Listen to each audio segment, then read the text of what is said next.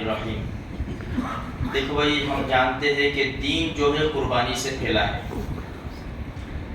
جب شروعات ہوئی صحابہ کرام نے بہت بڑی بڑی قربانیاں دی، اور اسلام کے بڑے بڑے جانباز اس دین کے خاطر کام آئے۔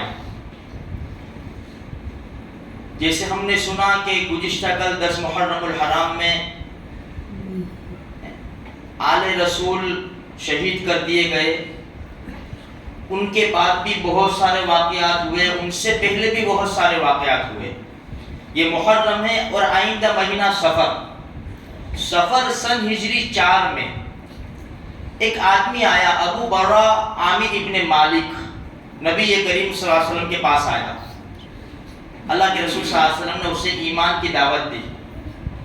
اس نے ایمان لایا بھی نہیں اور انکار بھی نہیں کیا۔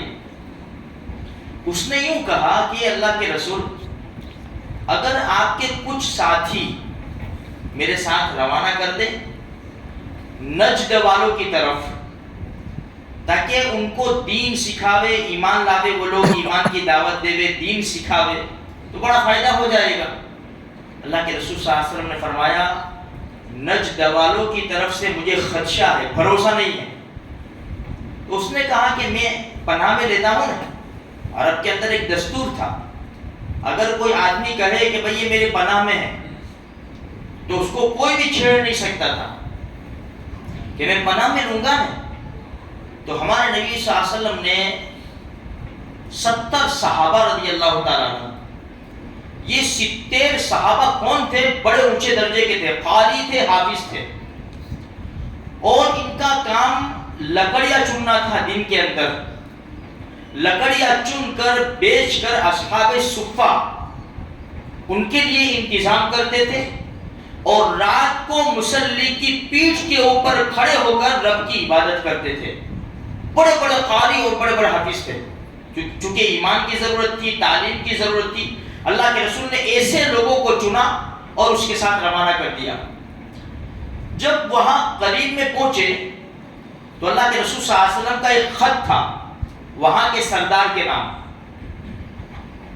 تو صحابہ کرام نے حرام ابن ملحان رضی اللہ تعالیٰ عنہ کو خط لے کر روانہ کیا کہ بادشاہ تک، ان کے لیڈر تک خط پہنچاؤ، اور سارے ساتھی یہاں دور رہے۔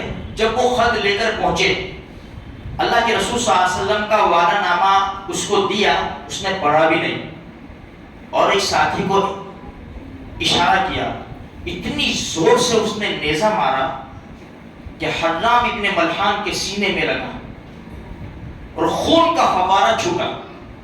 جب خون کا فوارہ چھوٹا، ان کی زبان سے ایک لفظ نکلا، فزت ورب الکعبہ۔ بخاری شریف میں 3 جگہ یہ حدیث ہے، فزت ورب الکعبہ، خدا پاک کی قسم میں کامیاب ہو گیا۔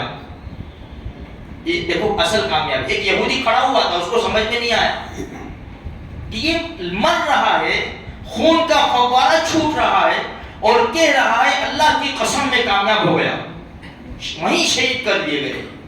پھر وہ لیڈر نے اپنے خاندان والوں سے کہا کہ ان کے اوپر حملہ کرو، تو کہا کہ نہیں، ہم نہیں کر سکتے، اس لیے کہ عامر ابن مالک نے ان کو پناہ میں لیا ہے۔ تو یہ دوسری طرف متوجہ ہوا، اور آل زکوان وہ قبیلے تھے، ان سے کہا، وہ تیار ہو گئے، یہ تو بے خبر تھے بیچارے، ان کو کچھ خبر بھی نہیں، سیدھے ان لوگوں نے آ کر ان کے اوپر حملہ کر دیا ہے۔ ان لوگوں نے بھی مقابلہ کیا، تیاری نہیں تھی اتنی،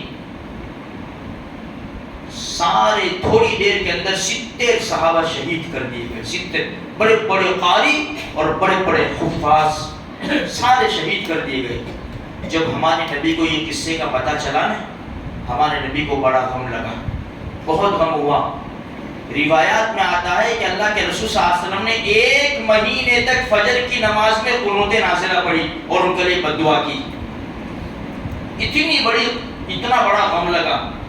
تو میرے بھائیوں، یہ جو آج ہم تک دین پہنچا ہے نا، بڑی قربانیوں سے پہنچا ہے۔ صحابہ کرام کی عورتیں بیوہ ہوئی، بچے یتیم ہوئے، ان کے گھر بار اجڑ گئے، ہم کیا قربانیاں دیں گے؟ اس لیے قدر کرو صحابہ کرام کی قربانیوں کی۔ اولیاء کرام کی قربانیوں کی قدر کرو. دیکھو یہ جو ہمارے محلے میں سوئے ہوئے ہیں یہاں کے رہنے والے ہیں, یہاں کپورا کے رہنے والے یہ لوگ جو مزار بنے ہوئے ہیں ہمارے محلے میں, کتنے مزار ہیں, کہاں کے رہنے والے دین کے خاطر کہاں آئے اور کہاں اپنی قبریں بنا دی. ہم قدر کریں لوگوں کی قربانیاں, کہ اللہ کے نیک بندوں کی قربانیوں کی قدر کریں میرے بھائیوں, ورنہ یہ دین ایک تو نقصان یہ ہوگا کہ دین ہماری زندگیوں سے نکلے گا, ہمارے بچوں کے نسلوں کے نام مسلمان رہ جائیں گے, ان کو مسلمانوں کے کام بھی پتہ نہیں چلے گا. جیسے آج دیکھو. دوسری بات یہ ہوگی کہ اگر ہم نے قربانیاں نہیں دی, دین کو نہیں سنبھالا, تو کل ان لوگوں کو, اللہ کے نیک بندوں کو ہم کیا جواب دیں گے؟ تھوڑی قدر کرو میرے بھائیوں, قربانی کرو. دنیا کی زندگی بہت چھوٹی سی ہے, اللہ نے جو دنیا کا مقدر میں لکھا ہے وہ سب مل جائے گا.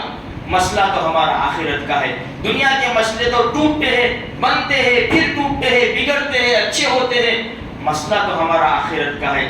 اللہ نہ کرے آخرت کا مسئلہ بگڑ گیا میرے بھائیوں تو بہت بڑے نقصان اور گھاٹے میں پڑ جائیں گے.